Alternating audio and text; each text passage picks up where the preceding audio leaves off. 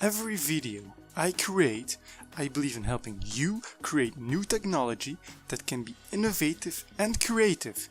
The way I create my videos is by making a wide variety of basic IT videos that are easy to understand and will create a base for your future IT creations.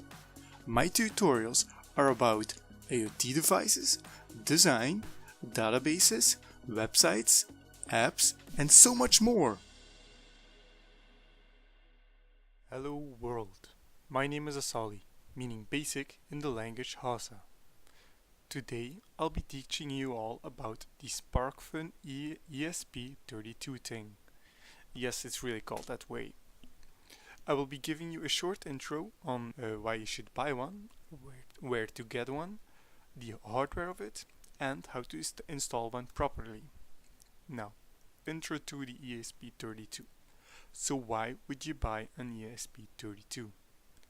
Well, unlike the Arduino Uno, the ESP32 has some extra built-in features. It is also much smaller to its competitor, and you can use the Arduino IDE to write code in for the ESP32. Now onto the hardware of an ESP32. Let's start with comparing some of the built-in features of the ESP32 and the Arduino Uno. Digital in and output, analog in and output, PWM output, deep sleep, Bluetooth, Wi-Fi, Hall effect sensor, temperature sensor, touch sensor, and many more, but we will not cover all of them in this video. The layout. The USB port, bottom left, it's a micro B USB, is used as a power supply to upload software and for communication with the software. To the right you can find two LEDs. The left one is the power LED, which will blink red, and to the right you can find the charge LED, which will blink yellow. Next to this you can find the one cell LiPo battery connector.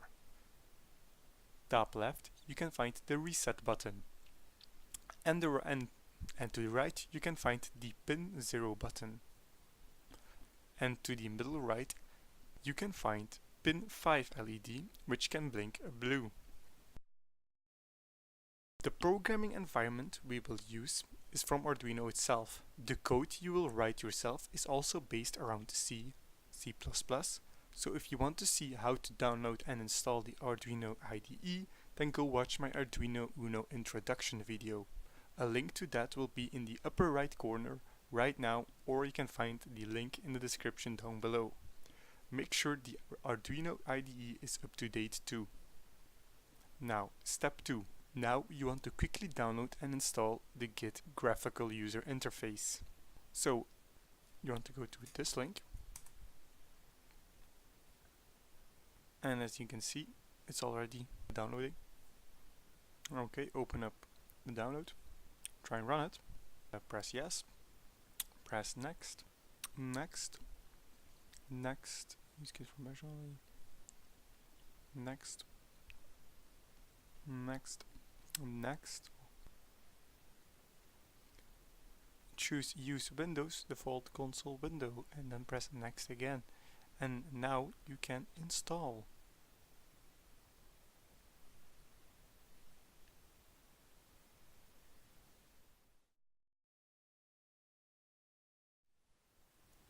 And now you can open the Git graphical user interface.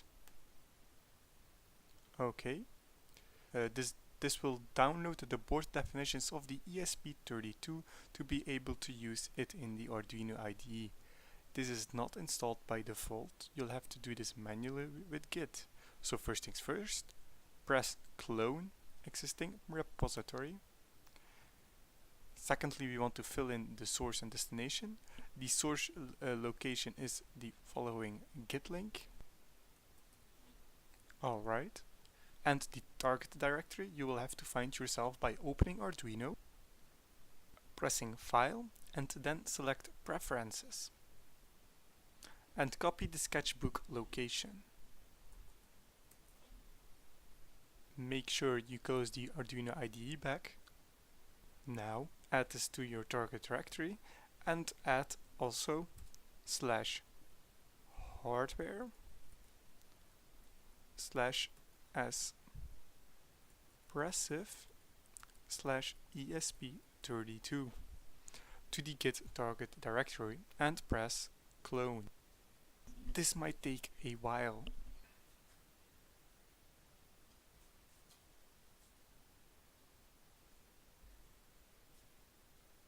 Alright, when this is done, you want to go to this location in your file explorer.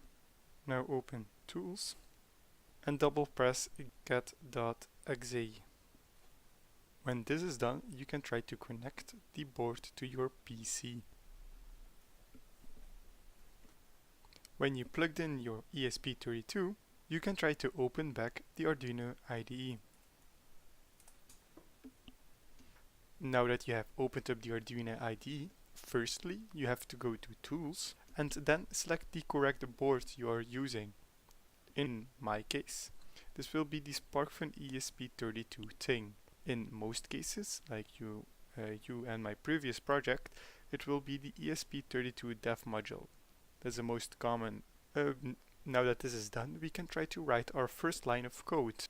Or we open up an example to save you and me some valuable time. Go to File, select Examples and choose o1.basics and go for Blink. Now let's try and upload the code.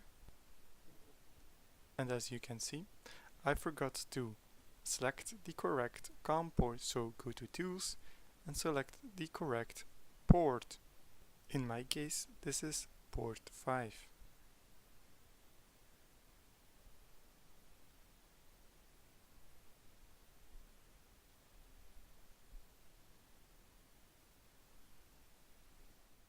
So, what to do now? Go to Amazon or Sparkfun and buy yourself the Sparkfun ESP32 thing or the normal ESP32. Link will be in the description. There should be an affiliate link and a normal link. The affiliate link, meaning I will get a small percentage of the price that you are paying for referring you to the product. This does not mean the price is higher for you, so don't worry. But if you want to support me, definitely go and use that link to buy the Sparkfun ESP32 thing, or the normal ESP32. As well, there will be a link to my Patreon page, containing all of my files that I used in today's video, such as the Arduino code. Link for that down below. So that's it for today, guys. Don't forget to subscribe so you won't miss out on the next video, and I'll see you all in the next one. Goodbye, world.